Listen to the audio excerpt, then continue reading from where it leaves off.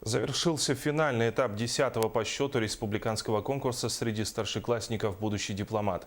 Мероприятие проходило на базе Малой академии наук в селе Чапаево Хангаласского улуса.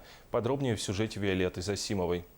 Республиканский конкурс «Будущий дипломат» проводится в целях воспитания среди подрастающего поколения патриотизма, активной гражданской позиции, а также привлечения внимания к внешней политике Российской Федерации и международным отношениям.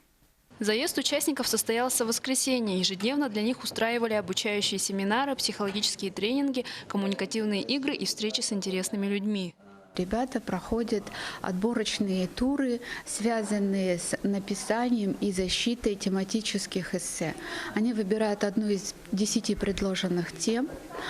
Кроме того, они принимают участие в деловой игре «Дебаты», которая проходит по формату Карла Поппера.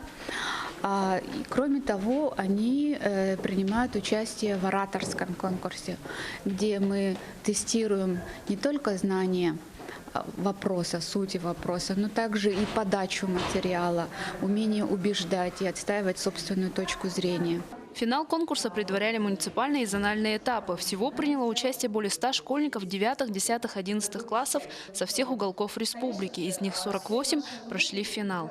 Очень много интересных людей в нашей республике. Есть люди, с которыми можно обсудить такие острые, яркие темы, политические вопросы. На самом деле я участвую в конкурсе «Будущий дипломат» 3 раза, и это очень почетно для меня, я очень благодарен организаторам. Я понял, что именно здесь кроется та сторона, которая больше прививает во мне. То есть история, политика, дебаты, все это мне нравилось и ранее, и я решил попробовать свои силы.